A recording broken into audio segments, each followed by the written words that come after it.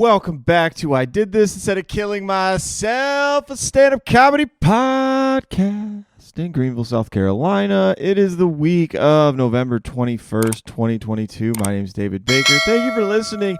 Happy Thanksgiving. Special thank you. Time to be thankful. What are you thankful for? Comment. What are you thankful for? I'm thankful for food, cookout. I'm thankful for vapes. Horrible habit, but I still do it.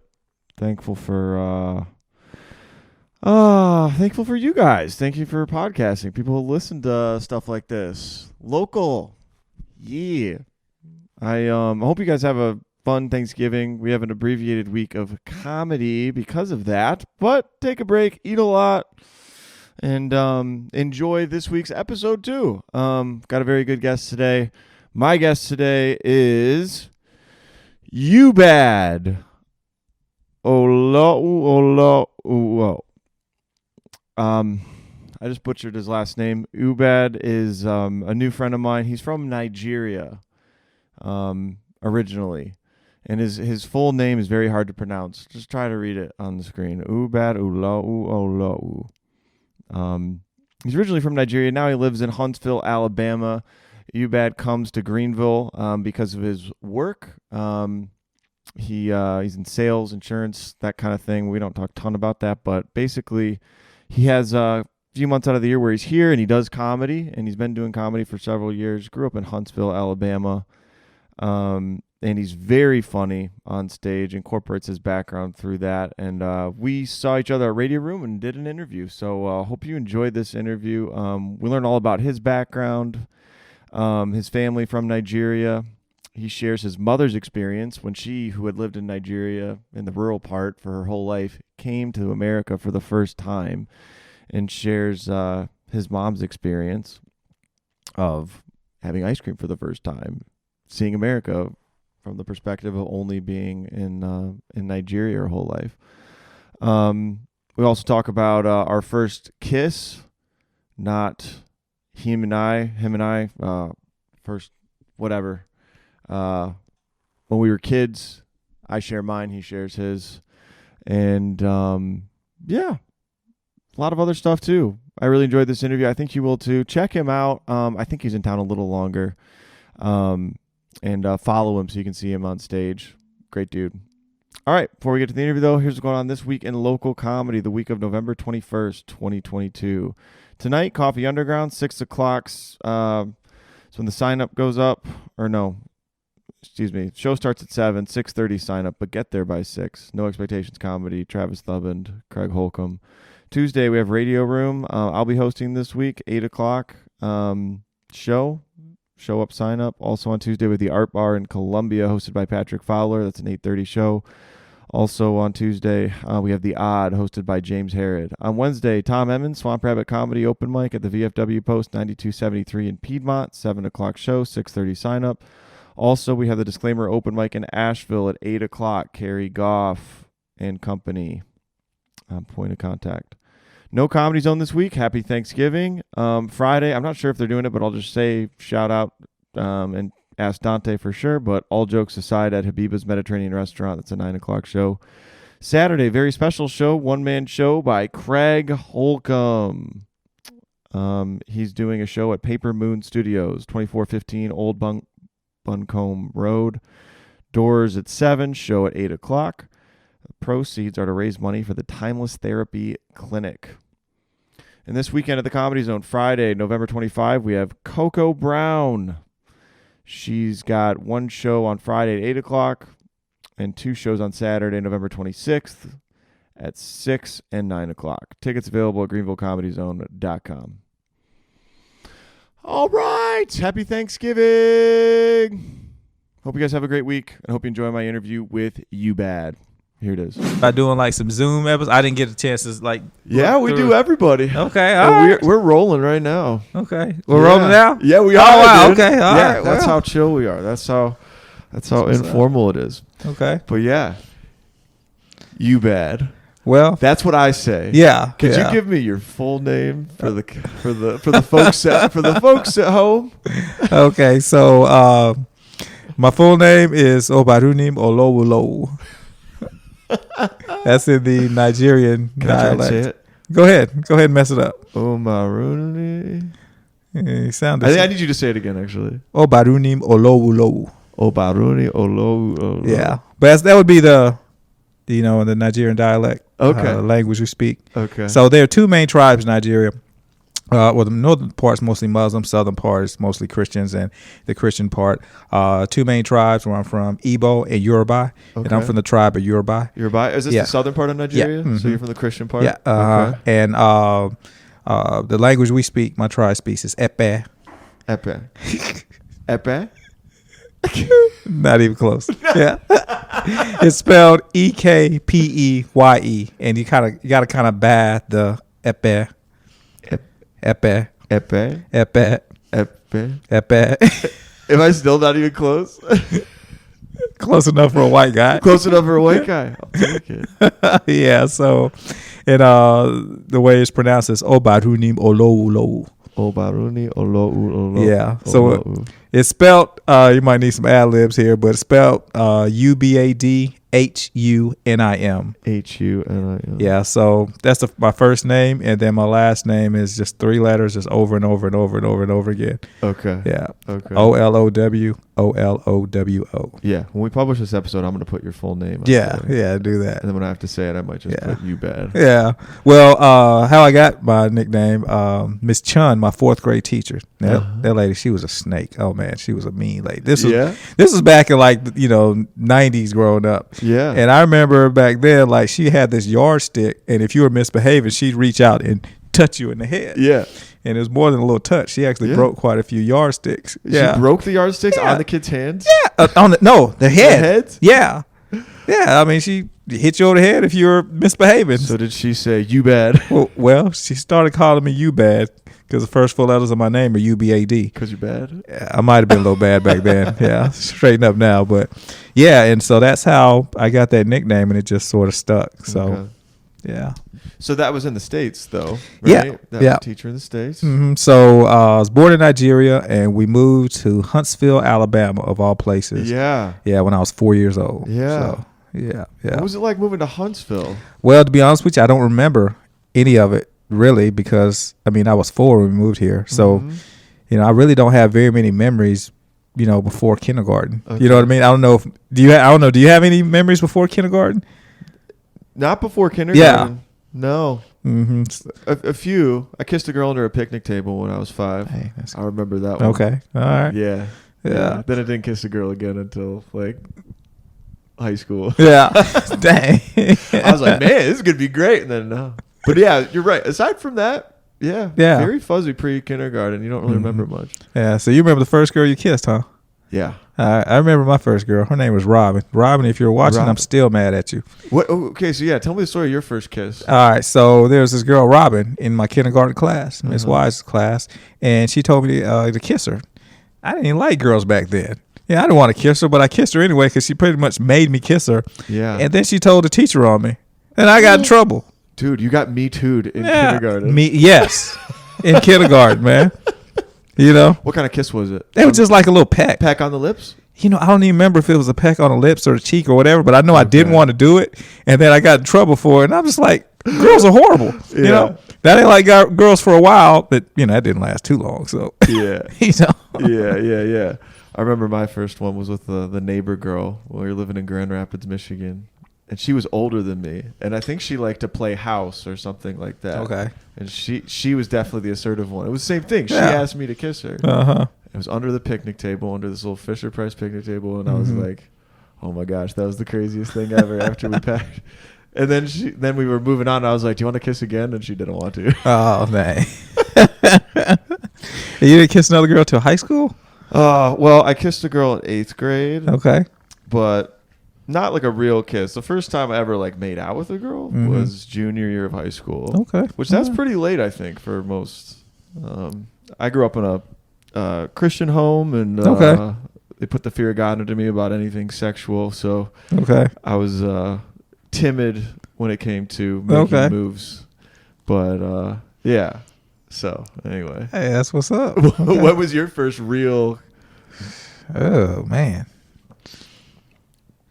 This is great. We've never talked about this on the show. I'm trying to think. What was my first real kiss? I know I kissed a few girls, like maybe towards middle school. Not that many, but high school. But I don't remember like my first actual real kind of makeout session. It might have been. Can we say names on here? Sure. All right.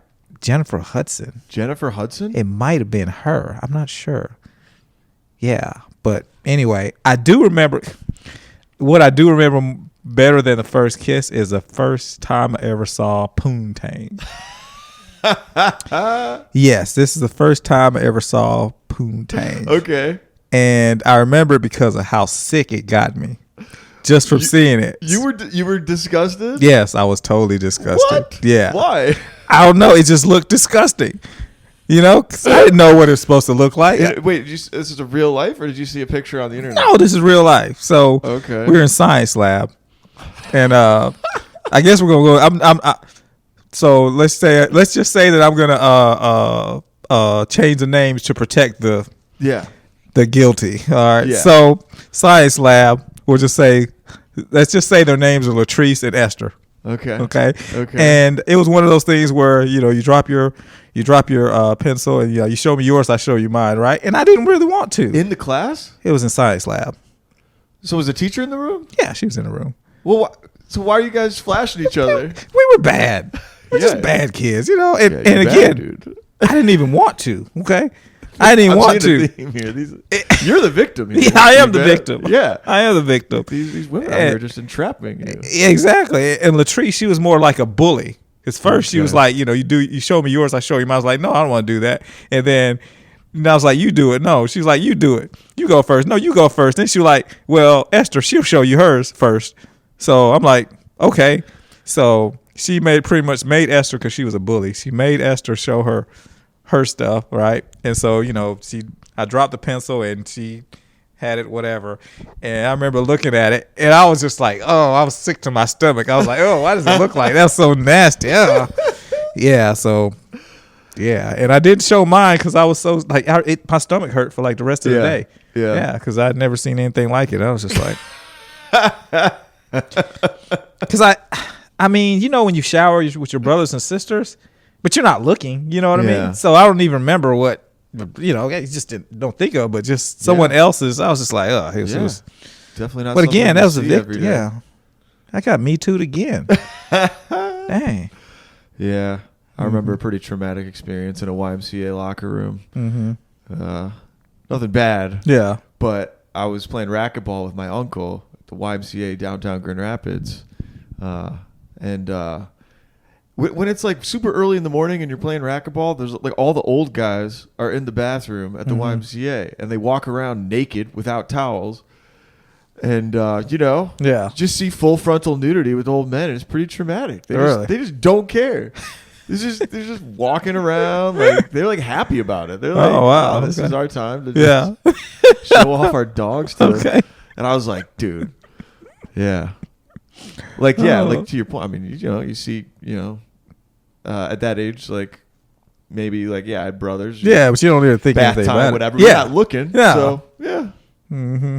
Yeah. I like how this show started, you bet. This is wow. Okay, didn't know we were talking about this, but all right. Yeah, it's all good. All right. So you from Nigeria? Yeah, from Nigeria. Moved here very young. Now, and you still have ties to Nigeria, like your mom we were talking about before. Okay, so we moved here when I was 4. All right, to Huntsville, Alabama. My dad first came here on a student visa going to Alabama A&M. Okay. Then after a while, he sent for my mom, brother, and sister, and me, and we've been here ever since. Okay. What did your dad decide to do for a living? Well, he originally came here to do medicine, believe that or not, but he ended up getting a business degree. Okay. And, didn't really do much with that. Yeah. But so we moved here when I was 4. And then I have another little brother and sister that was born here. Okay. Yeah, so 5 of us. Yeah. So, but all my extended family is still in Nigeria. Well, all my grandparents are deceased now, but my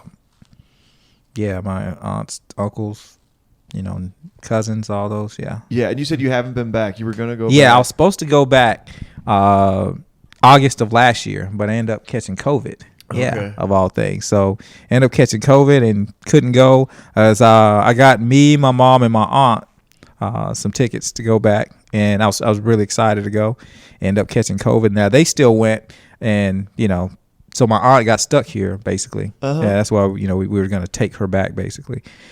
So she came November 2019.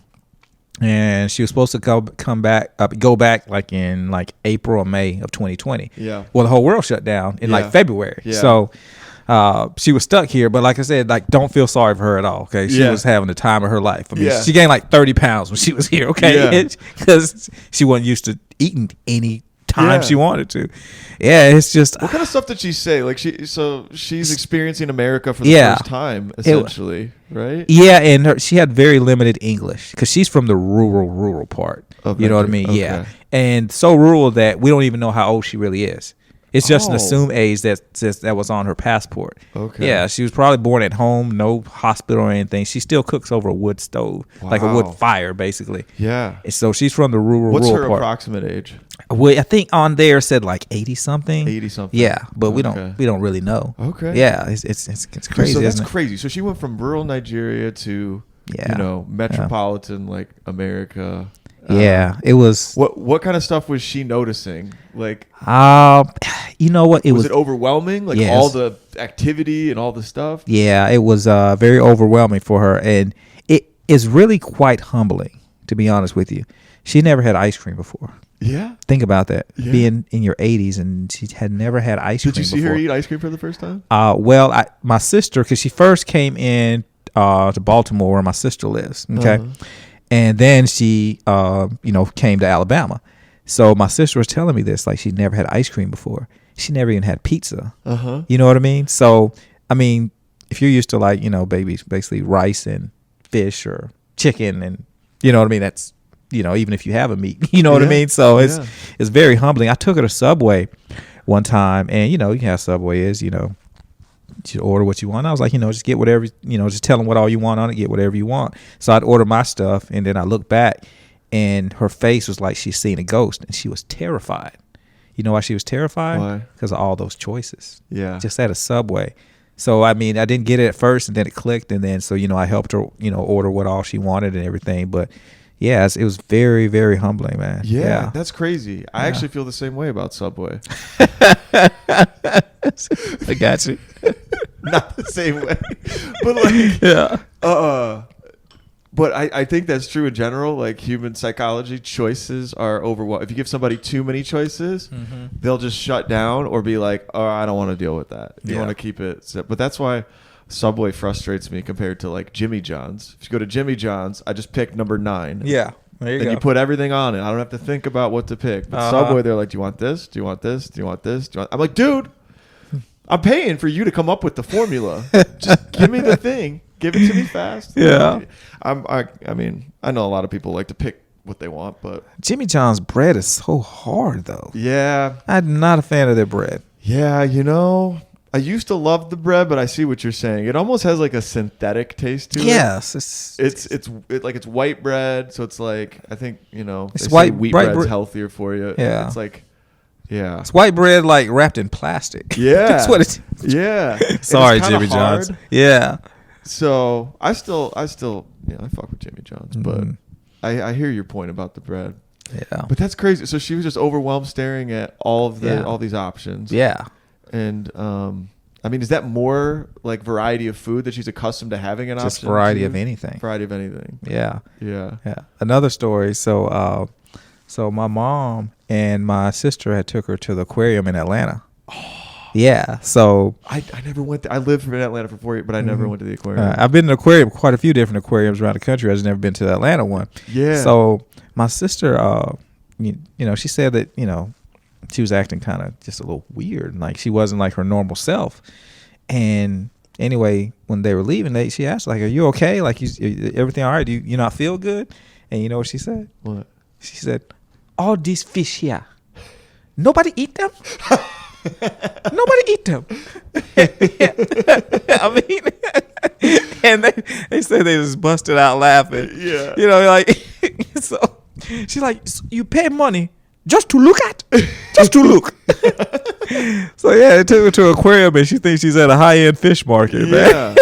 Yeah. But coming from there, like, comes to where there's a lot of fish everywhere. Like, I guess she thought we were just gonna like pick out a great white shark and fillet it and just point them out, put it on the grill or and something. have a guy go in and stab it and feed it. Yeah. She's got a point. Mm-hmm. Yeah. And she couldn't like understand like why we would go someplace with all these different fish, pay money just to look at them. It didn't make any sense to her. What was her favorite thing about the States? I don't know what her favorite thing was. I think it was her and my mom, and they would talk. It's in their language, in Ipa, and I couldn't understand it, but just the joy in her face, just being around family, and like, you have to remember where she's from. Like, there's no video calling there. There's video calling. I mean, you have cell phones and things like that, but there's no video chat. Yeah. And where she's from, you know what I mean? Like, you might have to walk a few miles to get to a telephone. Right. You know what I mean? So just the joy in her face, just being around my mother and us. It was, I think that was her favorite part. And definitely the food. The food? The food. Because so my sister told me that she had never had ice cream. Well, I gave her a Snickers ice cream bar one time. Oh, those are money, dude. Yes. I love Snickers ice cream bars. She bit into it, and it's like her whole face just lit up. Her whole face just lit up. And it's like, dude, I can't imagine. Moments like that. If you're used to like rice and chicken, for rice for fish. 80 years, and then you have a Snickers ice cream. Yeah. bar.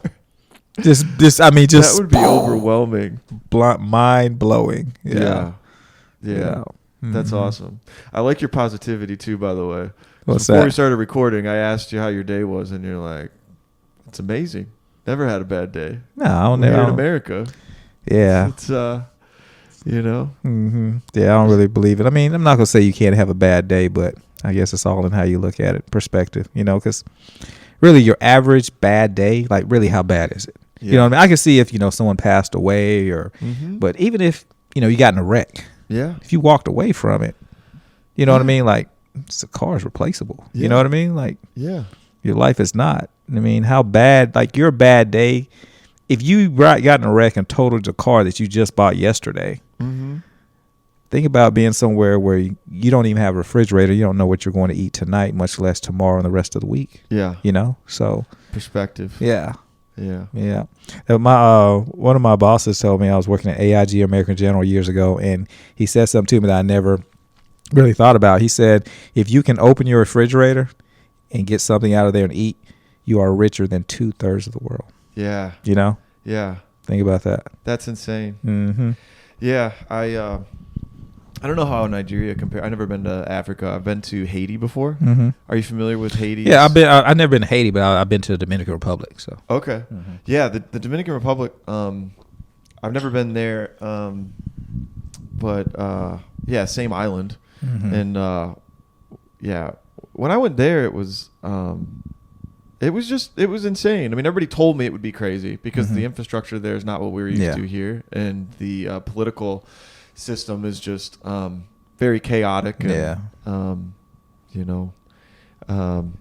but same kind of thing. Like, it's not even like the food was one thing definitely I noticed. Like all we ate was like we ate goat. We ate a lot of goat. Oh, I love goat. Yeah. Is that a big in Nigeria? Yeah, goat's my favorite meat. Is it really? Yeah, by far. Okay. Yeah, goat's like a delicacy. Like, if there's any special occasion, you're going to eat goat. Okay. Yeah, if someone gets married, you're eating goat. You're eating goat? If someone graduates, you're eating goat. I mean, goat's my favorite. Yeah, for sure. And then, the juices there, and the Coca-Cola there was amazing. Because it was real sugar cane. So there was really good food there and everything. But yeah, it's much poorer, and like, I don't even know like if the access to clean drinking water was consistent throughout all the villages we were at. And you get your water from a well, or floors and 4 walls and a tin roof kind of is what the houses were like. And I was just like, man, Did you get your water from a well, or?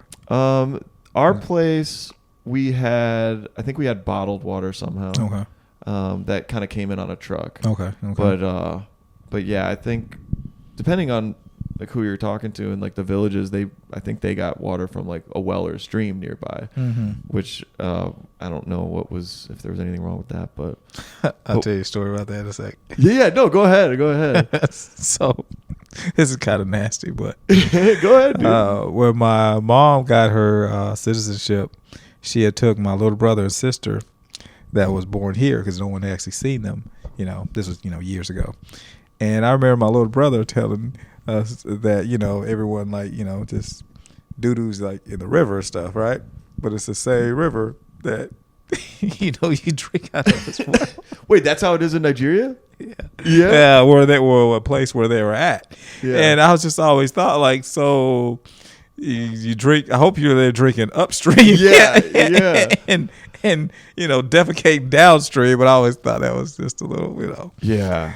But I guess water purifies itself. I don't know. Yeah, the water. I mean, we didn't have indoor plumbing, a few hundred years ago for anywhere. So, yeah, I went to Paris. I don't think I've mentioned this before. Went to Paris? Nice. Yeah, always it wanted was my first time ever going to Europe. That was Okay. like in August I went. Nice. Yeah. Nice. Okay. Yeah, it was really cool. I like history, and we went to the Louvre, that museum there, and I don't know. Are you familiar with the Louvre and the history of it? Yeah, I took French from first grade through eighth grade. Oh, awesome! So you probably know all about this. Yeah, I've always wanted to visit there. Yeah, bucket list. For yeah, sure. you need to go. It's pretty breathtaking. The architecture is very beautiful, and the original foundation of the Louvre was a castle fortress, and the foundations are still there. So when you enter the museum for the tour, you go down into like a basement level, and the original walls of like the outside of the castle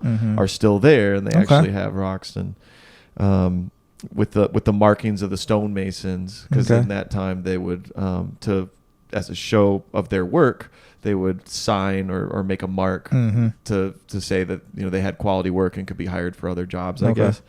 But one of the things strategically of where they built the fortress was next to a river, and there was a kind of like a channel, like a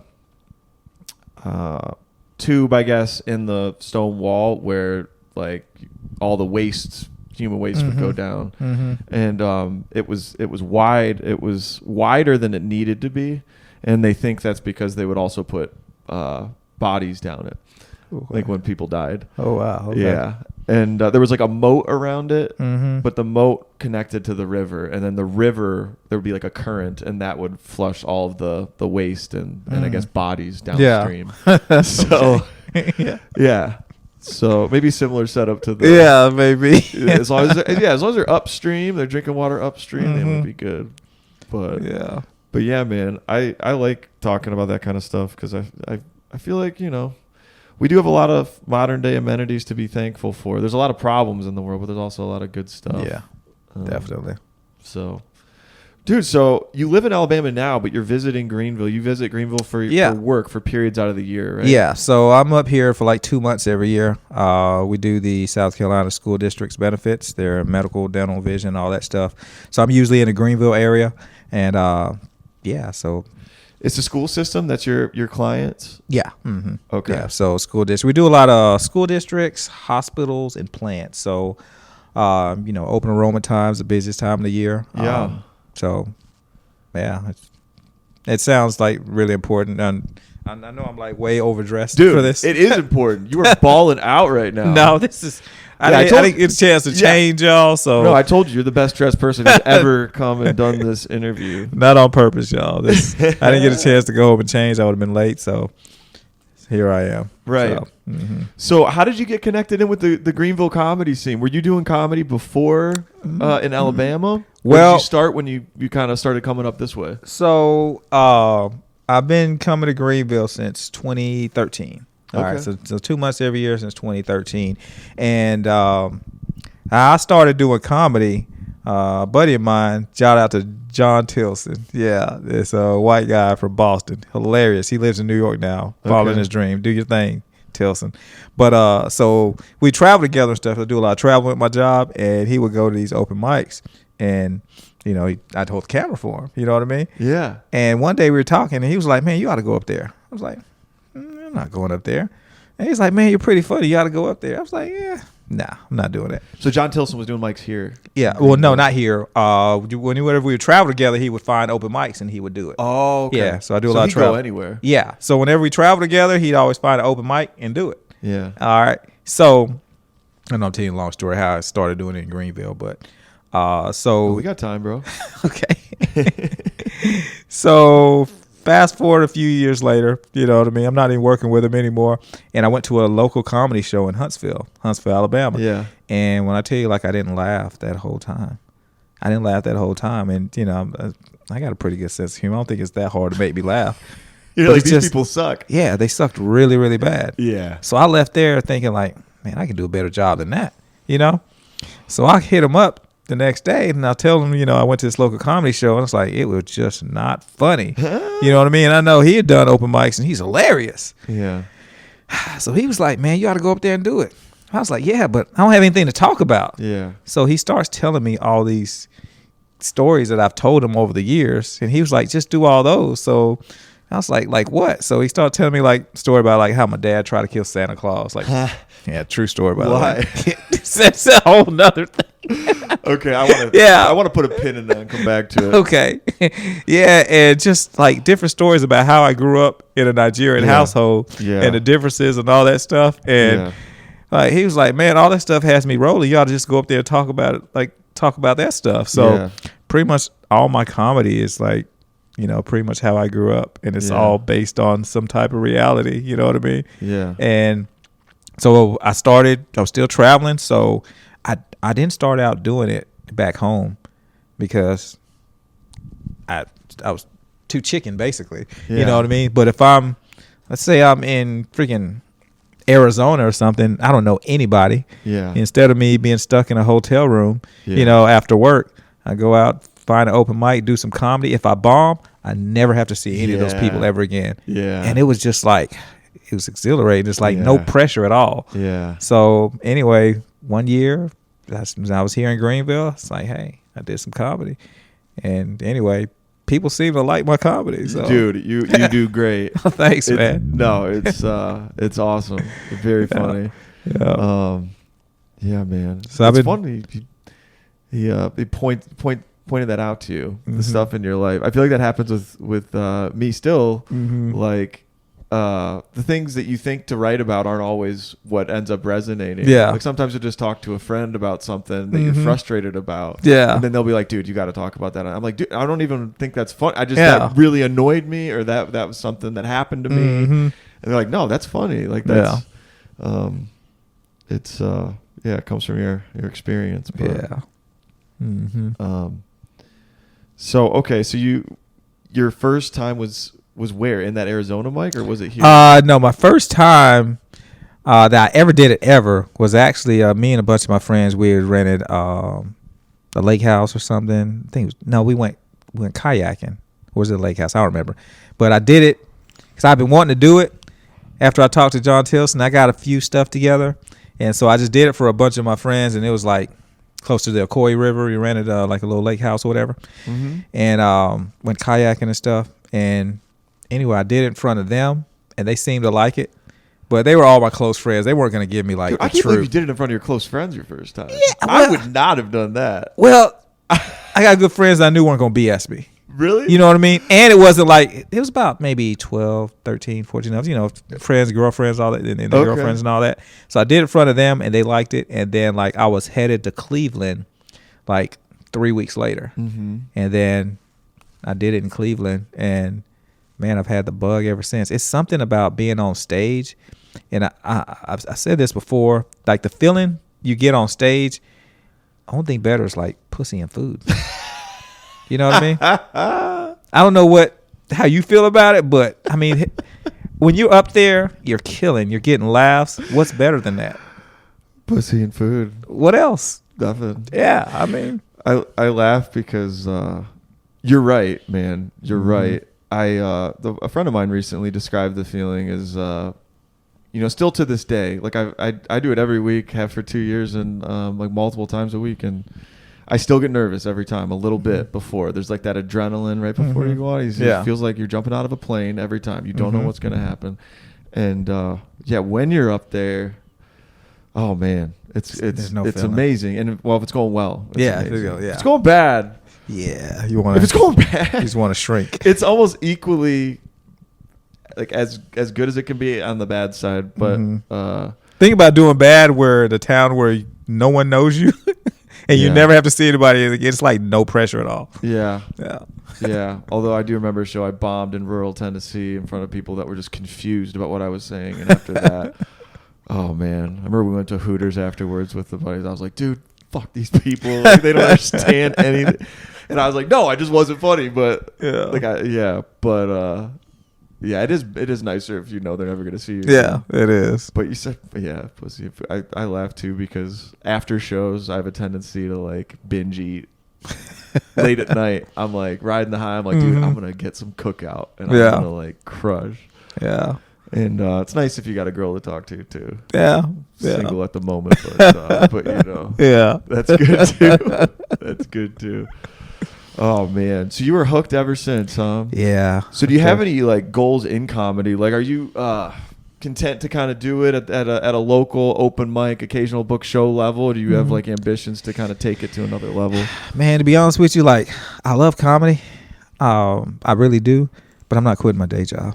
You know what I mean? It's like I am kind of content to do it, and as long as I'm good enough, and you know, I go to different places and people will put me on shows. That's good enough for me. You know what I mean? Like I'm not quitting my day job. But again, like I'm not gonna sit here and tell you like, you know, Kevin Hart asked me to go on tour. Would I like be like my job? I'd be like, you know what I mean? Like I see when I get back. You know what I mean? Yeah. But I mean, I also work as a contractor too. So I mean, I could do that if I really wanted to. You know what I mean? I just this case is coming up in California. I'm on tour. I'm not coming. So you know what I mean? So I could literally do that. So yeah. But I mean, I love it though, man. Yeah. How many years in are you? So like the first year I did it was like 2016. Okay. And then I didn't do it again. So I did that one with my friends, and then I did the one in Cleveland, and I loved it, but I was horrible. And I didn't do it again for like, I don't know, maybe a year and a half, 2 years. And then once I started back, man, I've just been doing it ever since, except for the pandemic. And during the pandemic, I didn't do anything at all. Okay. Yeah, and I've been sort of just now getting my mojo back, to be honest with you. So, yeah. I was a pandemic comic. I started in July of 2020. Okay. And, at the time, I mean, I still work for the same company, but I had a sales job with, a lot of autonomy, and everything slowed down in 2020. And Greenville was the only place that was open and doing mics. So, I got hooked very quick. And, I really only wanted to do comedy. But I think it is nice to have a day job, too, though. Yeah. 'Cause you got to live life. I mean, I kind of wonder, like, even, full-time comics who tour, what are they doing on, like, a Tuesday at 10 a.m.? Probably still just waking up. Yeah. I think I'd be such a piece of crap if I was just only doing comedy. I would nap all day, eat like shit, roll out of bed at 6, try and write something. I almost feel like you have to be more disciplined with your time if you have another job, because you're like, well, I only have this time to write or prepare or whatever. But yeah, man, I'm kind of with you in terms of like only like I get a lot out of it right now. And if it didn't go anywhere, I would be fine with it. I mean, I do kind of want to stretch myself, and if I feel like there's more to do somewhere else, I would. But it's, how old are you? I'm 33. 33. So getting up there, dude. Yeah. So I'm 40, and it's like, I guess we kind of have a different perspective. Because I mean, if I would have discovered comedy when I was like 18, I'd probably pursue it. Okay. But I'm 40, and I'm sure you heard of all those horror stories about these comics that have made it. Right, but before they were living out of their cars and like didn't know when they were going to eat, and you know what I mean, homeless. Like, I can't do that. Not at 40. I could have done it when I was 18, 20, but now it's like I'm not gonna say I would. would have loved it more when I was 18. That's why I would have done it. But I just can't. I like a steady paycheck. For sure, dude. You know what I mean? I almost feel like doing it at 18, that's really rolling the dice. Because you could still not make it. And then if you find yourself at 35 and no career to fall back on, what are you going to do? What are you going to do? I don't know. But I mean, so those people sometimes say that like they put the pressure on themselves, so like I have to make it. Yeah, like, I don't eat if I'm not funny. And some people say that motivates you to be funnier and work harder. But I think it would, because Kobe Bryant was one speech he had. Rest in peace, Kobe Bryant. R.I.P. Kobe. Yeah, but I remember he said something in one speech that he was talking to some people, and he said, "Don't have a plan B." And that's tough. Yeah, that's tough. I'm definitely a plan B guy. Yeah. That's tough, because I mean, if you don't have anything to fall back on, you got to make it. So he's like, he knew he was going to play basketball, and that's it. Yeah. You know what I mean? Yeah. And like, man, that's like, you got to be on it. Yeah. You know what I mean? You got to be on it. So, but if I was 18, I might move to New York or LA and just balls to the wall, hope it sticks. And, you know what I mean? But I'm 40, and no, I'm not doing Would you go at 33? Would you move to a bigger city? Nah. No, it's too late. It's not at 33. No, I'm not saying it's too late for you, but it'd be. I can't sleep in my car, man. I've slept in my car before. I've been homeless before. Okay, I've slept in my car. You know what I mean? You're young, dumb, trying to figure out stuff in life. You know what I mean? Yeah. Not at home with your parents, and man, I can't do that, man. Yeah. I wouldn't have to sleep in my car, but you know what I mean? Little apartment. I mean, but what if you can't make ends meet? You don't have a regular job. You're trying to make it. I keep my job. Yeah, okay. Yeah, I mean, keeping your job is one thing, but being spring chicken and not knowing what direction you're going in, you just knowing you're going to do comedy. I'm going to show them a thing or two. Yeah. I mean, people move to LA all the time to get in Hollywood, and next thing you know, they're 40, 50 years old, still waitressing, being a waiter or whatever. You know what I mean? Because they haven't found that. You know what I mean? Yeah. But yeah. What made you decide to actually get into comedy? Oh, I hit rock bottom. Really? In a way. And you started to go deeper in rock bottom by doing comedy? I just, I'm already rock bottom. What's publicly humiliating myself in front of complete strangers? Hey, it's therapy. Yeah. I've told this before, but I'll tell you real quick. The pandemic. I missed out on a job that I was interviewing for, and this was a job with my company that would have gone back to West Michigan. I think I was 31 at the time, or 31, and I was like, I've been selling, I've been off, very stressful, living, far away from family, and I was really unhappy on a certain level. And I was like, okay, this job will get me back home. It's going to make sense of my whole life. I'm going to get this job. And didn't get it. They passed on me. And there was only two openings and 3 applicants. I was one of them. And I didn't get it. Dang. So, dude. Yeah. So, I was like, man. So I had a lot to learn about who I was and like what really, because like I was just reaching, man. I thought, going home, that would solve my problem. But so I was really depressed about that. Then COVID happened, and the whole world stopped, including my sales. So my sales were in the tank. So I was like, shit, I didn't get this other job. Now my territory numbers are going down. I could be looking at getting fired and just being whatever. Yeah. And then I had a back injury. I was changing my tire on the highway, and I think because I was just laying on the couch so much during COVID, I tweaked my back really bad. And over the next couple of days, it got worse. And then I had to go to the emergency room, and had a really bad ruptured disc in my lower back. Ooh. To where, it was occluding on my spinal cord pretty bad. And they had to get me in for pretty emergent surgery. It wasn't like right away. It was a few weeks, but it was pretty emergent that they had to tweak that. And when you have back pain, have you ever had back pain? No, it's pretty debilitating. Like you can't move, you can't do anything, and chronic pain really screws with your head. Like I was in a bad spot. So right as I was about to go into surgery, I read a book about quitting alcohol, because I was also drinking a lot at this point. So I was like, you know what, I'm going to quit alcohol. And I had thought about doing comedy before this, because I'd met a comedian here in Greenville, and she said she goes to open mics and stuff. So when I woke up from the surgery, I was like, all right, no more alcohol. And then she invited me to an open mic at Comedy Zone a few weeks later. And that was where I did my first mic. And I couldn't even really move because I was recovering from back surgery. So I had flip-flops and shorts on and, just waddling up there. But yeah, man.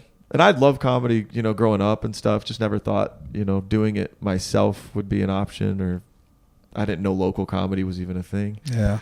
But yeah, man, I kind of figured out that like the thing that I was missing was me being honest about like who I was or what I wanted or being creative. I was too afraid to do that before. Yeah. I had it in me, but I was more interested in what other people thought I should do, not what I wanted to do.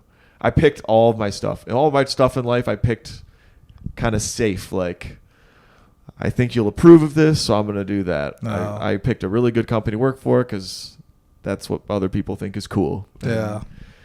And comedy was the first thing where I was like, no, I'm doing this because I really want to do this. And I'm going to try and, Okay. So Nice. So yeah, dude. Kind of a deep answer. Hey, Kind of a long answer, I like too. it. That was a short. So can I ask you another question? Yeah, dude. Because I'll let you answer first, and then I'll tell you.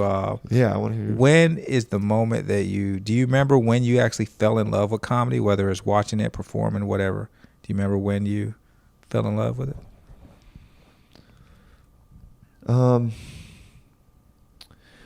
Well, when I fell in love with it was probably my first time on stage. Really? The first time I got a laugh. It was really weird when I said something and I heard laughter. And I was like, whoa. Yeah. Holy shit. And you just want more of that. Just wanted more of that. Yeah. And then the second time where I fell in love with stand-up as something was when I saw Jerry Seinfeld's special, I'm Telling You for the Last Time, his HBO special. Okay. And that was when he retired all of his material. And I'd liked the show Seinfeld, but I had never seen Jerry stand-up. I only saw the little clips at the beginning of the show, and I was like, that's kind of funny, but I don't know what that is. And when I saw his polished hour that he had worked his whole career to build, and I really enjoyed it, I was like, man, that is cool. Stand-up is cool. But those were probably the two moments where like stand-up comedy kind of fell in love with it. But yeah. What is yours? When did you fall in love with stand-up? I knew all right, so church youth group meeting. Yeah. And we watched Sinbad, Afros and Bell Bottoms. Yeah. And Sinbad's clean, obviously. But we watched that, and I remember laughing so hard that my stomach physically hurt, like I had done tons and tons of sit-ups. Yeah. And I mean, I didn't even know anything could be that funny. Yeah. And that's when, that's my aha moment where I knew I loved comedy, even way before I knew I even wanted to perform or whatever. You know what I mean? Because I guess people always thought I was kind of funny, but I never thought about actually doing stand-up for real. Yeah. But that right there, man. What was the name of that special? Afros. Yeah. Sinbad, Afros, and Bell Bottoms. Afros and Bell Bottoms. Yeah. Can you watch that now? Like, is it on HBO or is it? It was on Netflix for a while. And I have it on DVD. Yeah. You know what I mean? Because that's. Yeah. Yeah. But I actually saw him. He came to Stand Up Live in Huntsville. And yeah. Yeah. Me and my He's still out there girlfriend touring, right? Yeah. Dude, he is. I gotta see Sinbad. Yeah. And it's crazy to me how he can be that funny, that clean. Yeah. You know what I mean? Yeah. And it's like, I mean, I saw it with a freaking church youth group of all. If that tells you anything, you know what I mean? Like, so, man, Sinbad's one of my favorites. Matter of fact, who are your favorite comedians? Not saying the best or whatever, but your personal favorite. Louis C.K. is my favorite. Norm Macdonald, I got his book there. Norm actually told a very good Sinbad story. Okay. Yeah, I'll see if I can do it without butchering it, but Norm was going to Canada to perform. I think it might have been the Montreal Comedy Festival. And he was opening for Sinbad or something. And at this point, Norm was new to comedy, and he had his routine memorized word for word. And during the day, he and Sinbad were going to shop for socks. And Sinbad was trying to get socks. And there was nobody in the store to help him. And Norm said he watched Sinbad go out on stage, and Norm had his rehearsed thing. And Sinbad, instead of doing a rehearsed bit, he said something like, "What's the deal with y'all sock stores? You got no socks. You got no people." And then and Norm was like, people were agreeing with him. He's like, I didn't even understand anything about how to be funny. Like Sinbad didn't have to be. He didn't have to have polished material to be funny. He could talk about what he did that day and kill. Yeah. And he said he still needed to figure out a whole bunch of stuff about what stand-up really is about. Okay. And it's so yeah. So you said Sinbad, Norm Macdonald, and well, I wouldn't put. I haven't seen enough Sinbad. Oh, I'm sorry. But Norm, Louis C.K., Jerry, more so Jerry, kind of in his prime. I'm not a huge fan of his later stuff, but who else? I like a lot of the younger guys that are coming up. Joe List. I don't know if you know him. No, I've never heard of him. But these are some younger New York guys. Dave Chappelle is an all-time guy. God, yeah, Chappelle Show. We still quote that. Yeah, like I like his sketch comedy and his stand-up was incredible. Killing Them Softly. That's probably my favorite special of Dave's. Yeah, I like another one that I like that doesn't get mentioned a lot is David Spade. Okay. I think I think he's just this super likable, funny guy as an actor. Yeah. And his stand-up is great. He just seems like, I don't even know. Like he doesn't really get mentioned in like the top list for people a lot, but I just feel like he's such a nice guy. He has the perfect amount of like sarcastic kind of douchebag to him. But he makes it seem like he's your friend without really knowing him. Yeah. But who are some of yours? You like Sinbad? Sinbad, obviously. Yeah. Arnez J. Arnez J. Yeah. Wait, he's come to Comedy Zone, hasn't he? I don't know. I'm only here for like 2 months. Oh, you're only here a little bit? Yeah. 2 months. So yeah. But Sinbad, Arnez J, Eddie Griffin. Eddie Griffin. Yeah. He's definitely been here. Eddie Griffin's so slept on, man. Yeah. And I feel like he's spiritual. Yeah. Yeah. And Sinbad, it's like almost people have almost forgot about how funny he was. You know what I mean? Because he's not in movies anymore like he was back in the 90s. Yeah. But dude was still hilarious when I saw him, like maybe, I guess it was right before the pandemic. But and Arnez J, when I saw him live, that's the funniest I've ever laughed in my whole life. Yeah. When I saw him live, the funniest I've ever laughed in my whole life. Yeah. I mean, he said on stage that his goal was for somebody to pee on himself. You know what? And I'm sorry, but if I was a girl and I'd had a few kids, I would have peed all over myself. But man, my stomach was hurting, man. That's the hardest I ever laughed. Yeah. In person at somebody. It was Arnez J. Yeah. Mm-hmm. Damn. I mean, there's everyone, because how do you think you kill that hard? How do you think the guys like? What is it? I don't know, man. Is it their? It's a gift and it's an art. And it's because a gift can only take you so far, but you have to work at it. Yeah. You know what I mean? Yeah. And comedy is a real true art form. And I'm like, I'm still like way low on the totem pole as far as the art form. But with anything, you just get better the more you work at it. Yeah. Yeah. And those are just, 3 that I'm just popping off. Of course, you can't forget about Chris Rock. You know what I mean? Yeah.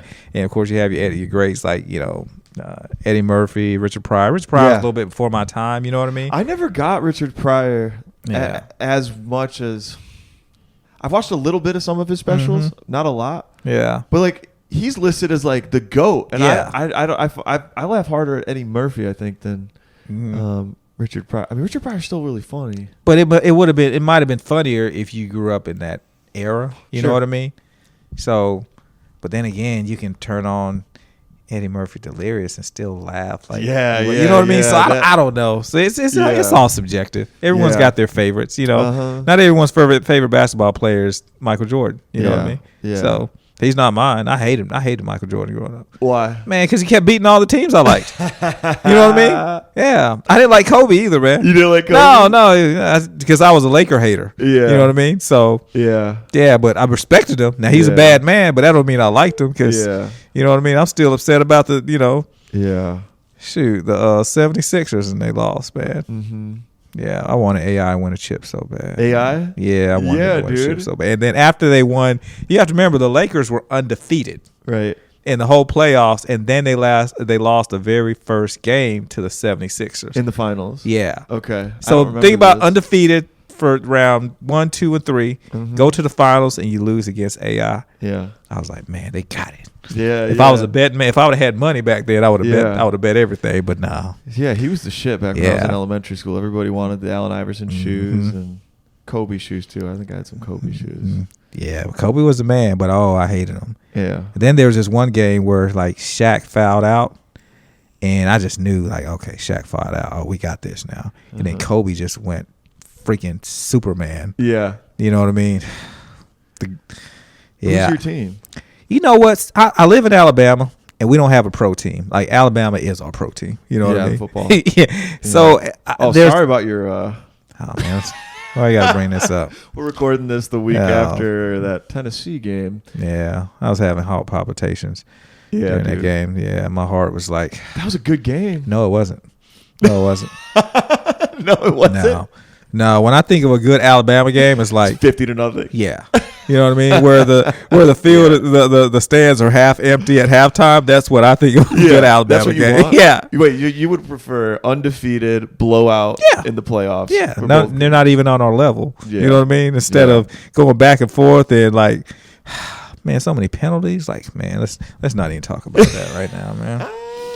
Yeah. Okay, so but your NBA team, you have to pick one because there's no Bama NBA team, so you can kind of because I always follow the players. You know what I mean? So I was a big Boston fan back when KG and Pierce were there. You know what I mean? Mm-hmm. And even when Pierce and Antoine Walker were doing their thing, I was a big Boston fan. And then that team got kind of broke up, and they couldn't get past over the hump. And then. Now, man, I'm a LeBron fan, man. Yeah. I am through and through. So when he was with the Cavs, I was working in Cleveland. I was working there for like 4 or 5 years straight. We did a few hospitals out there. Yeah. So I was there for like 2-3 months a year. Yeah. So I got to see him play a few times. Yeah. And the year that they won the championship in 2016, Golden State? And so I saw him play that year too, and I always admired him, but. Yeah, I'm a big LeBron fan. So you could say you saw him that season in person, dude. Yeah. I like LeBron a lot too, specifically because of that season. Because when he left Cleveland to go to Miami, I was not a huge fan of that move. No, I felt very attention seeking. Yeah. The decision, when he announced it on ESPN, I'm gonna take my talents to Miami. I was like, dude, come on, bro. But when he came back to Cleveland. And he didn't have. I mean, he had some supporting guy. Who did he have around him? He had. Kyrie, Kevin Love. You know what I mean? Yeah. And Dellavedova. Yeah, I remember Matthew that little squirrely dude who somehow made some plays against Golden State. Hey, he was scrappy though. I liked him, man. And LeBron is just getting these guys to like perform. And Golden State was the better team, I think. When just talent for talent, but LeBron, like, I remember.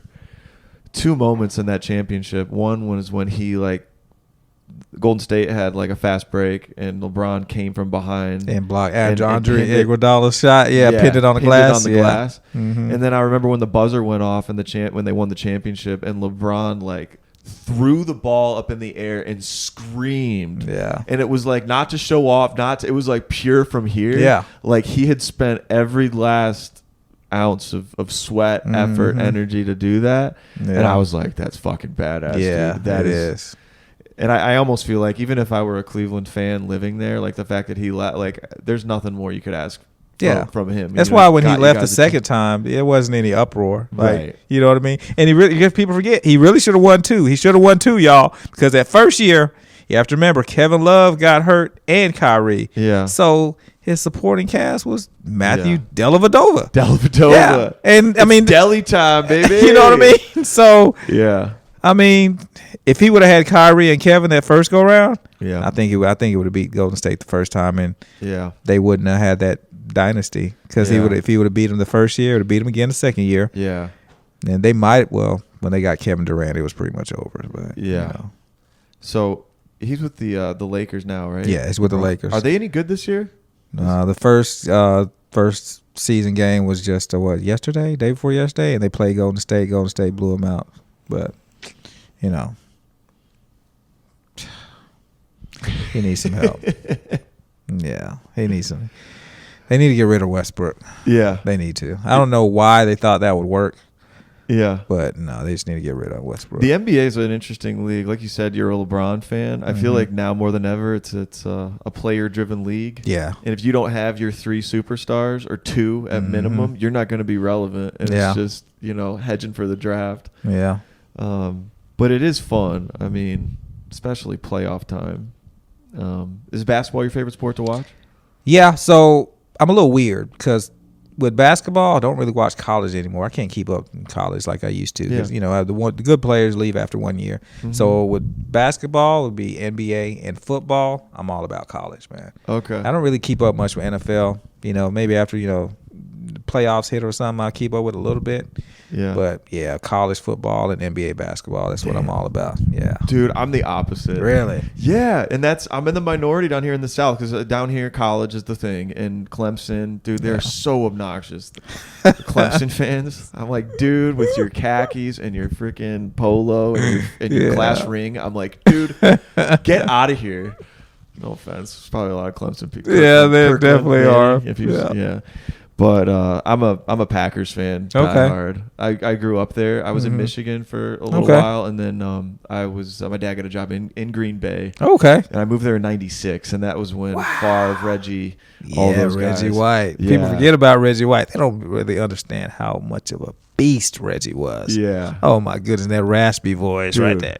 Yeah, Minister of Defense, man. Yeah. And we went to Green Bay Christian, and his kids went to our school. So every once in a while, we'd see Reggie and his wife show up at the play, at the school plays and stuff. Good dude, man.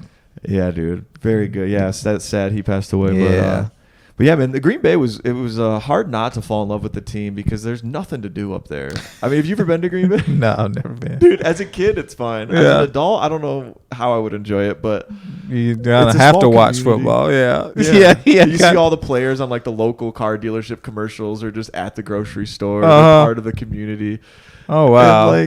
And everybody loves their Packers. And on Sunday, like, it's just a ghost town. Everybody's watching the game. And the mood of the town goes up and down with how the team's doing. And there's a lot of local pride. So, and as a kid, seeing them win the Super Bowl, I got hooked on that high of experiencing that. And then got real sad for a long time. Yeah.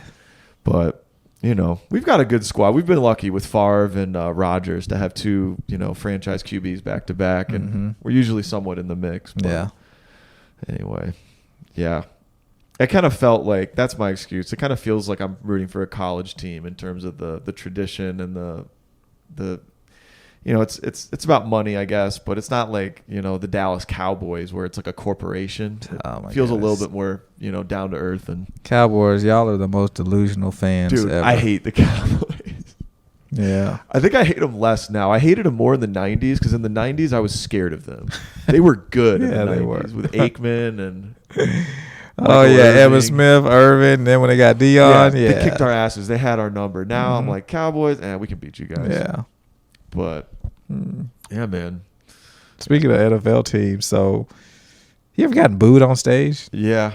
All right. So I've only gotten booed one time. When did you get booed? Tell me this. Oh, so I was in Cleveland, Ohio. Uh-huh. And so I had a few jokes. You got to know your audience. Yeah. So I had a few jokes about, the Cleveland Browns and everything. And, you shit on them?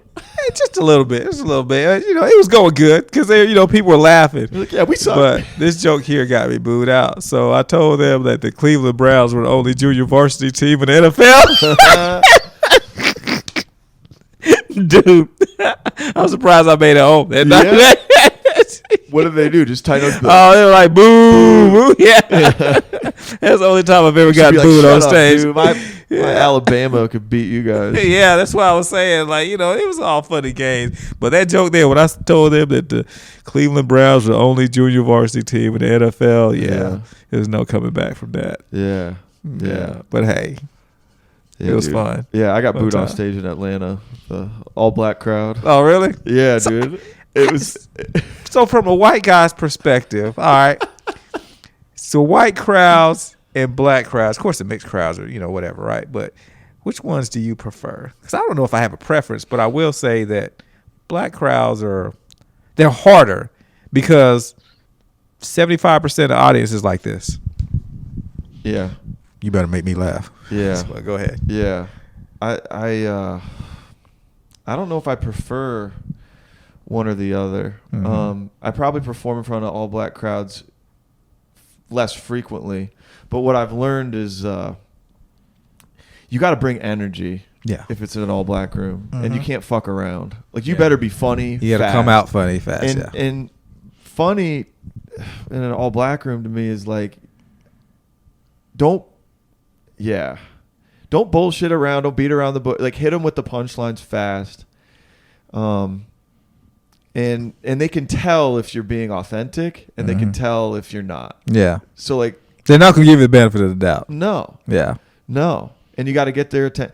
Like crowd work, I'll go into crowd. I'll try and talk. Mm-hmm. Make sure I'm talking to them. I'm talking at them or doing some other thing I want to do. Like I'm in the room and I want to be like connected and a lot of energy. In general, you want to do that. But and I like black audiences that they can be less uptight. Like you can get away with dirty shit in a black room. Definitely. Whereas if I try to do that with, I can tell you the crowds I hate. Go ahead. Rural South Carolina. Okay. Not always, but I feel like they're not always. Sorry, I don't know. I don't know who's watching this, but sometimes I feel like the whole Southern. I live in Alabama. Hospitality. Yeah. They're judgmental.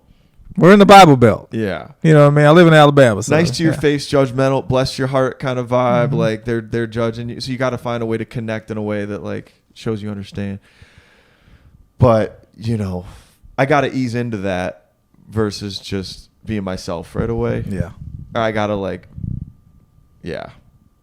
So I've bombed pretty hard in front of like most predominantly Southern where I'm like, I don't know if I just incriminated myself, but yeah. And then I do like the crowds where it's like, so in Asheville, there's a mic on Wednesday. I think I was telling you about that. Yeah, I want to check that out while I'm here, man. Mm-hmm.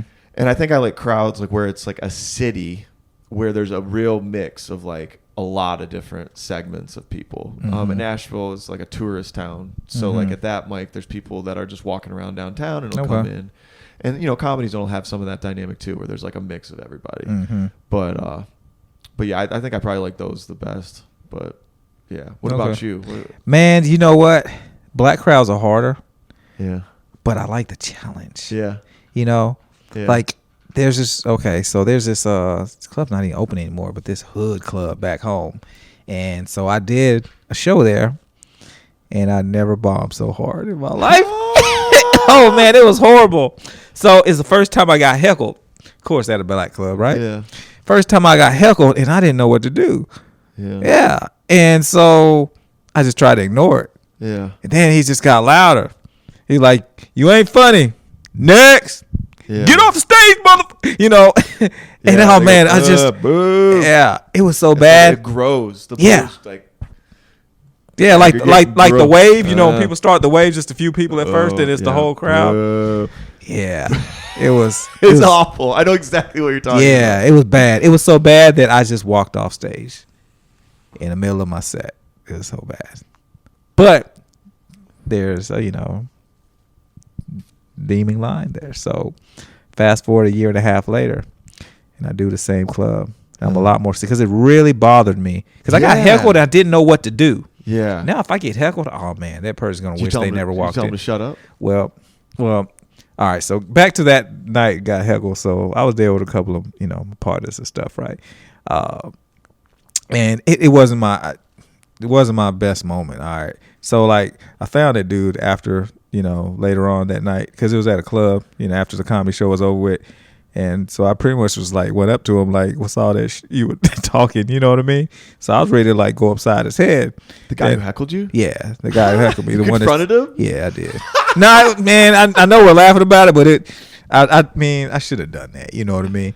But I was still pissed, man. And then I had my partner with me that, he had been locked up for a while. I ain't gonna say he was fresh out, but he'd been out for a little bit, and like he was. You had backup? Well, not on purpose. I was just going up to him anyway. Like, right. And but he was so humble and he was apologized, but I was waiting on him to say like the wrong thing and I was gonna swing on him. And it's bad. I know. I know it's bad. And I'm not proud of it either. I'm not proud of it, but I mean, that's just what it was. You know what I mean? Yeah. But I'm glad that situation happened. Yeah. You know what I mean? It hurts, dude. It did. And I was gonna make him feel my pain too that night. You know what I mean? But fast forward like a year and a half later, and I do the same club. It was a year and a half, maybe 2 years later, and I do the same club, but I'm a lot more polished now because after that, like I was, dotting my I's, crossing my T's. Yeah. I traveled a lot more. I've done it a lot more. I was still traveling a lot, but I was doing it a lot more when I was out of town. Yeah.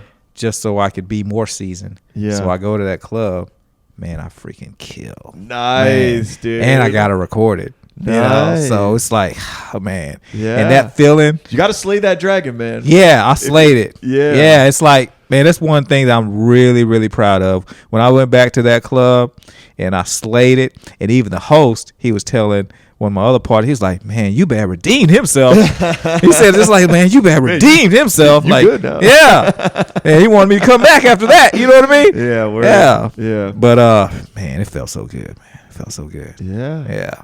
Dude, that's what comedy's all about, bro. Yeah. Whether it's a club or just a bad set, you got to come back. And yeah. I feel like bombing only makes you stronger, man. Yeah, it does. Because you realize the world doesn't end. And you're just tougher. Yeah. And then you find out, I don't know why I didn't know this, but I was in one city and I was doing like a black church joke. You know how black church, we don't ever get out on time and everything. So, they pass the plate around, the offering plate, like 3-4 different times. I actually didn't know that part. They go long? Black services. Are you serious? How long did they go? Man. 2 hours? Man, you got a black church, man. Your stomach's grumbling it's 2:00. You still ain't ate lunch yet. What? Yeah, man. Their stomach grumbling and everything, man. And pass the plate around a few times. Dang. Shoot. The first time they pass the plate around is a regular offering. Then the next one is for the building fund. I'm looking around like, what's wrong with this one? The second one, the third one is like, oh, you want to sow a seed to the pastor. Hold on a second. The pastor driving the Benz. Maybe you need to sow a seed to me. But yeah, so I was making jokes about a black church and a white club. I don't know, when a white, bar or whatever. And I don't know what I was thinking. And they didn't laugh. Of course they didn't laugh. You know what I mean? They should laugh. That is funny. It's relatable. Well, not as relatable. Was it a rural southern audience? Where was I at? I might have been in Knoxville, Tennessee, I think. Yeah, that's why. Yeah, but fuck 'em. I'm just kidding. Yeah, I'm just kidding. If anybody sees this dude, I'll be like, that was the guy that. Hey, he said it, not me. No. Yeah, but I mean, it's all a learning process. You know what I mean? So, and I should have known that going in, but that's another thing because I knew what I wanted to talk about before. I knew what jokes I wanted to work on at that mic. Yeah, and I did it, even though I should have done something else when I got there. It was just white people. Yeah. So it is what it is. Yeah. Now, when did you start incorporating? Because I don't know if you care with me sharing this, but you will do a thing in your act where you will come out and do a Nigerian accent from the very beginning, to where people think that's like how you talk. Always. So when did you start doing that? I first did it in Chicago in like probably 2018, I think. And the reason why I started doing it, so anytime anyone ever brings me out on stage, the crowd is laughing at me because he's gonna butcher my name. Yeah. So the crowd's laughing at me. Yeah. So I have to win the crowd over because like you're laughing at me, but by the time I leave stage, I want to make sure that you're laughing with me. Right. Yeah, not at me anymore. Right. And so I tried it first time in Chicago, and it's like I was just thinking like, you know what? They're expecting me to have an accent or something anyway, because when they say my name, then I come out in, Southern Alabama drawl, you know what I mean? So one day I decided I'm going to do it like this. So I would come out on stage, I would start talking just like this. Now, all my friends, they tell me when I talk like this, I sound just like my father. So I would, just do it just like this. And the crowd, they would not know the difference because I'm talking just like this. I make all the jokes just like this, Same jokes. Yes. Well, different jokes is from a more African perspective. Yeah. Like I just came here. I would even tell the crowd, I just moved here 3 years ago.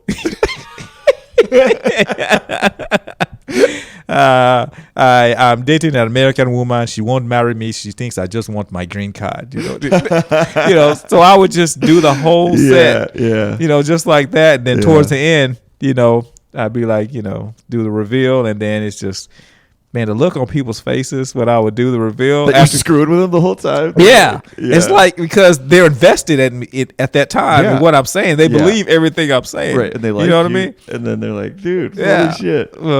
So it's just, man, I wish, because I have, you record just about every set that I do, but I wish I had a camera facing the crowd when I do that. And like their faces is just like, yeah. And I caught some of it on camera, when people are like, say you're sitting next to somebody and you're like, to your friend, you're like, it's oh man, dude, it's that's golden. So great. It's golden. It's like a punchline. Yeah. But like even bigger than that, because it's like a reveal. Yeah. A punchline, just a surprise. Yeah. Like, that's a pretty big one. Plus you're already laughing, dude. You know what's messed up, man? So some places that I go, but I'm just trying to try out stuff. You have to remember, like, if I'm never planning on seeing these people again, I could just try whatever. Yeah. So some places I'll go, I would talk like this. I would do the whole set just like this. They will not know anything different. They don't know I lived in Alabama for all my whole life, from preschool on up. Right. I've done this whole thing. So I'll go up there and I'll like for instance, Little Rock, Arkansas, I was there. And I did my whole set just like this, but I didn't do the reveal at the end. Uh-huh. So after like the mic and stuff, I'm talking to other people, but I'm talking just like this. I'm staying in character the whole time. After the set? People, they will ask me questions like, they ask me like, what do you miss most about? Because they think I just got here. Right. They don't know. And I'll tell them, like in Arkansas, I told them, the thing I miss the most is the food. Uh-huh. The food, because in Nigeria, we don't have this company you all call, I think you call it pita, where you want to restrict all the meat that we eat. So we eat pita. Yeah. So I tell them, we eat all kinds of different meat. The antelope. My favorite meat ever is zebra. Yes, I actually said this. I told her that we eat zebra. Do they eat zebra? No, we don't eat zebra. But I'm telling people this. See, exactly. I would eat that shit up. But yeah, if I'm telling you this and I stayed in character the whole time, and I'm telling you that we eat like barbecue gazelle and sweet and sour zebra meat, you just believe this stuff, and I'm just going along with it and everything. And oh man, it's hilarious, and it takes everything out of me not to bust out laughing in their face. Yeah. But it's. Do you tell them at the end? No, I don't. There are still people in different parts of the country that think I talk just like this. They don't know that I talk just like this. For real. People, freaking idiots. Well, I'm just kidding. I'm just kidding. They don't know any better, but man, people believe anything, man. And then I'm saying it all with a straight face. So. But it kind of helps me, that character. So absolutely, man. Mm-hmm. So you married? No, not married. No, I'm 40 years old, not married. Yeah, what's never your had outlook any on kids. That? Marriage Would you like is to be married? Marriage is good. If you find the right one, you know what I mean. Still out there? You on the dating apps? No. So me and my girlfriend have been together for a while. So, so you got a girlfriend? Yeah. Okay. Mm-hmm. Yeah. So we've been together for a while. I mean, not married, but we're good. We're good. We're in a good space. You know what I mean. Not in a rush to get married or anything like that. So. Mm-hmm. Yeah. So she's back in Alabama when. Yeah. Okay. Mm-hmm. Yeah, but I mean, when I'm flying out, different places or whatever, I'll fly her out to come see me and stuff. So yeah, okay. It's a good set. How long y'all been together? Man, how long have we been together? Well, I met her in 2013. Okay. Now we were together in 2013. I definitely wasn't looking for a girlfriend. She wasn't looking for a boyfriend at that time, but we didn't actually get together till like maybe 2017, something like that. Like, even though we met in 2013, we didn't actually even wham. Keeping it PG to like probably 2016, to be honest with you. You know what I mean? Yeah. It was just one of those things, like she was really cool. Yeah. She was different from other girls. Uh-huh.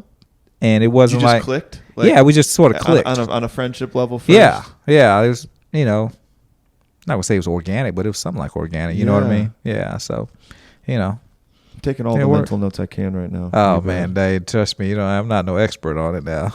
Nah, you're in a stable relationship. That's an expert to me, bro. Stable this week. Who knows the next? No, I'm just joking. Well, I asked because I'm single. I was last relationship was right before COVID. Okay. But, you know, I kind of feel a lot different now because quitting alcohol and doing comedy and, you know, I feel like in a much better place. But I saw a comic do a joke. Do you drink alcohol? Yeah. Yeah. Now this is just, I don't know why you gave me water in a cup like this. It makes it look like I'm drinking. Well, you bet. I'm an idiot. I don't know what kind of glasses, dishes to have. I don't know. Yeah, I need water in a cup for liquor or something. They probably think it's vodka in here or something. It's straight water, man. Yeah. Yeah, that looks like something you'd put bourbon in or whatever, but it's all good. So anyway, after I quit alcohol and started doing dating and everything like that was different. I feel like alcohol helps with dating. You think so? Oh yeah. I think most people are together because of alcohol. I saw another comic do a bit about this, and I'm actually jealous. I haven't done a bit about it, but you know, you go out for wine, takes the edge off, aphrodisiac, little hookup action. You do that a few times, don't see anybody else, you know. I don't know. I overthink a lot. You know, you're always aware of stuff. And, you know, okay. Yeah.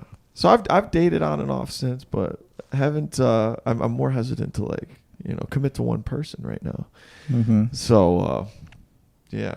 But what you said about it being kind of like organic and kind of like somebody that just clicked. It was easy. Didn't feel weird. Just was like, yeah. Yeah, because I mean, I like talking to her. I like spending time with her. Yeah, especially if like not in a rush. I wasn't looking for a relationship. You know what I mean? Yeah. She wasn't looking for one. It just then over the years, it just whatever. It's just like. Yeah, happened. You know what I mean? Yeah. Chris D'Elia has a joke about that. His joke is love is I guess. I guess. Like, okay. You wanna go out? I guess. You wanna move in together? I guess. You wanna get married? I guess. Sure. Yeah. And that's how it happened.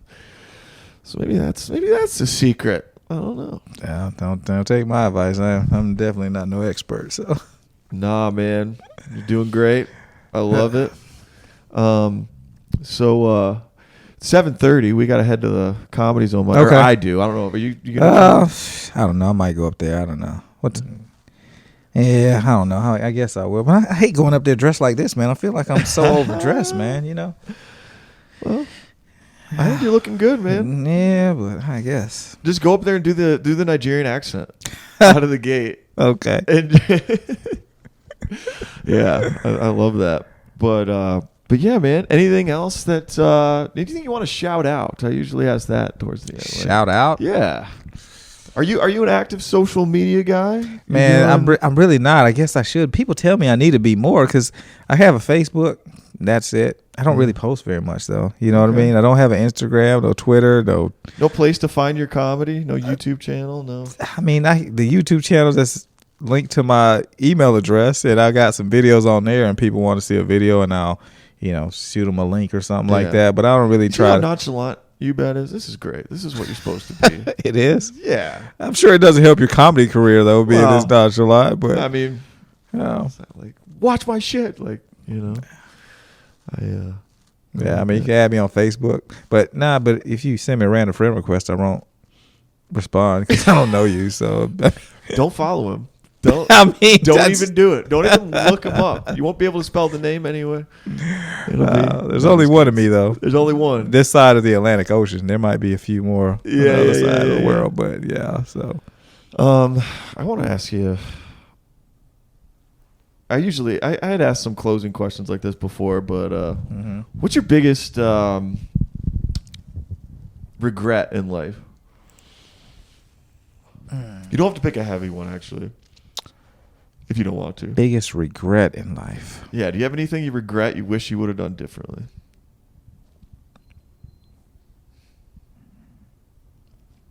I wish I would have done differently. Yeah. The only thing I can think of, and it's not really a big regret because I don't regret it though. Okay. But one thing that I probably would have done differently. I didn't start college right after high school. I was sort of did my own thing. You know what I mean? Dumb, young, doing different stuff or whatever, right? And when my last year in college, I was making like $65,000. Wow. Okay? Yeah, my last year in college, like when I just pretty much just stopped going to class. Yeah. And I was independent distributor this time, and that's just a fancy way to say I was a bread delivery guy. But I was independent. I owned my truck. It's kind of a sales gig too, though, right? Because can you grow it? Or yeah, you can grow it. It's more of you have territory. Yeah, different stores, restaurants in your territory, whatever. But I was making a lot of money, and I was making more money because I didn't start college right after high school. I was making more money than all my friends that started college right after high school and getting jobs making 30, 40 grand, 50 grand. And I'm like, man, I'm making more than this. Yeah. Like, well, who needs school? Yeah, I beat the system. You know what I mean? I was like, who needs school, right? Yeah. But there's a lot of manual labor, and I'm 40 now. I don't want to be doing, I couldn't see myself doing that now. But at the time, I really wished I would have had somebody kicking me in the butt saying like, you dumbass, don't quit school. You know what I mean? And if I look back at it now, I'd be a dentist if I never. Is that what you would have done? Yeah, that's what I was going to do. Yeah. Wow. So I can't say I regret it because, I like what I do now. Mm-hmm. I get to travel, see a lot of different stuff. I've done comedy all around the United States. You know what I mean? Yeah. And it's tough to do that as a dentist, I think. Yeah. You got your own office. You got to be there. Yeah. Right? But I'd make good money. Yeah. No dentist works evening times. Uh-huh. You off whenever you want. You know what I mean? Off every weekend. Yeah. But I can't see myself working in people's mouths all day now. So, yeah. Yeah, that's a little nasty. Maybe it worked out for the best. I'm still, How old were you when you decided to go back to school? Man, I don't know. I was probably 21. Okay, so 22. You didn't have too much of a hiatus there. No, not too much of a hiatus. It wasn't straight after high school. But that's a good one. Yeah. Yeah, getting that 4-year degree is important, I think. Yeah, it's important. Because I'm a college dropout. Okay, so I never went back and finished, but I do pretty well for myself. Certainly not rich or anything. I'm not really hurting, not living paycheck to paycheck or anything. But I tell you what, having a degree could have opened up a lot more doors, even in the field that I'm in. Yeah, you know what I mean. So, took me a while to get to where I'm at, but I'm cool with it. Yeah. So, but not a big regret, but I probably would have changed that. But then again, if I would have changed that, a lot of other things wouldn't have fell into place. Yeah. So. Yeah, The Broken Road. Yeah. It's a country song. God bless the broken road. I don't know that one. Let me straight to you. It's a country song. I know country songs. Country sucks, dude. I hate country. You do? Yeah, I hate everything Southern. So dang, you're a hater, man. There's some country. I like Yankee, old school country. Yeah, I'm a Yankee. I'm just a stupid Yankee. Don't listen to anything I say. It's all kidding. But okay, best piece of advice. Best piece of advice, or advice you maybe have for other people. The college thing is kind of a advice thing too. But okay, best piece of advice. All right, so this is gonna get a little vulgar, but not too vulgar. Okay. So I'll give you two pieces of advice. All right. So the best advice that I ever got, I'm gonna give you three. How about, can I do three? Let's close with three. I love it. All right. So my buddy Mike Washington, shout out to you, Mike. His dad, Mr. Washington, was an old Vietnam veteran, and even after we graduated and stuff, like I would still go back and see him. He was just a cool cat. And I was going through it with this girl or whatever. She pretty much got tired of my stuff and kicked me to the curb. Okay. Then that's when I figured, I love you. But, I didn't love her. Yes. I didn't love her. I was just used to her. You know what I mean? Yeah. I was used to how things were and didn't want that to stop. But anyway, but he told me something. He said, some other mama's got a nice daughter. You know what I mean? Because I thought I was in love after she kicked me to the curb because I was doing her wrong. You know what I mean? And, I was all like, I need her. I want her. Be with her forever. But he's like, some other mama's got a nice daughter. And I didn't know what he meant. And he broke it down to me like, what's her mama's name? Say her mom's name was Betty. All right. What's her mom's name? Betty. Some other mama's got a nice daughter. It ain't got to be Betty's daughter. It's going to be somebody's daughter. You know? And so that's the first piece of advice. Okay. The second one. Don't be a bitch, guys. That's basically... All right. Yep. And you have to remember, women outnumber us. Was it like 3-1 in the whole world? Something like that. Yeah. Some other mama's got a nice daughter. Yeah. The second piece of advice. This is all right. So, I got to make sure I say this the right way. So, a smart man learns from his own mistakes. All right. A wise man learns from the mistakes of others. Okay. And a stupid man don't never learn shit. Okay. Now, Yeah. you can't always be a wise man. Okay. But you can choose to be a smart man. Okay. So least you can do if you can't learn from other people's mistakes is learn from your own mistakes. Okay. Yeah. Yeah. A stupid man don't never learn Yeah. Yeah. Yeah. So Yeah. That's a good one. yeah. And then the third piece of advice, and this is just for me, and I'm not saying you should never give a fuck. Okay. I'm not saying you should never give a fuck. But a lot of times in life, you have to have a pocket full of fucks and don't give any of them out. So I stay with a pocket full of fucks because I don't give any out. You know, some people, because you start out with only so many fucks each day. Yeah. Sometimes some people give away all their fucks by lunchtime. Yeah. End of the day, I still got quite a few. Like my pockets are full now. Yeah. So especially dealing with comedy, Yeah. you just have to not give a. Yeah. Keep a pocket full. Don't give any out. Yeah. I've given way too many fucks in my life. Yeah. And see, where did you giving all those fucks get you? It got me to bottom to start comedy. I've been keeping fucks since I started. Got to keep your fucks. I think your pockets look pretty full now. Yeah. Your pockets look pretty full. Yeah, it's a jog. Now don't drop any fucks. It's my vape. Don't drop any fucks Definitely reaching in not it now. Yeah. Yeah. No, not giving a fuck, dude. That's classic, man. Yeah, I think a lot of people are too afraid. They too afraid of what other people think about anything in life. You just have to keep your fucks. You quit giving them out. That's right. So good stuff, man. Dude, right. Thanks for coming on. Hey, thanks for having me, man. Yeah. Check Ubad out. You're in Greenville for how much longer? I'm here till like first week in November. First week in November. Yeah. Okay. Just may come out right as you're about to leave. But okay. either way, check this guy out if you're around. Very funny on stage. Good guy to talk to. All right. Thanks for listening, everybody. All right. Appreciate you having me. Bye.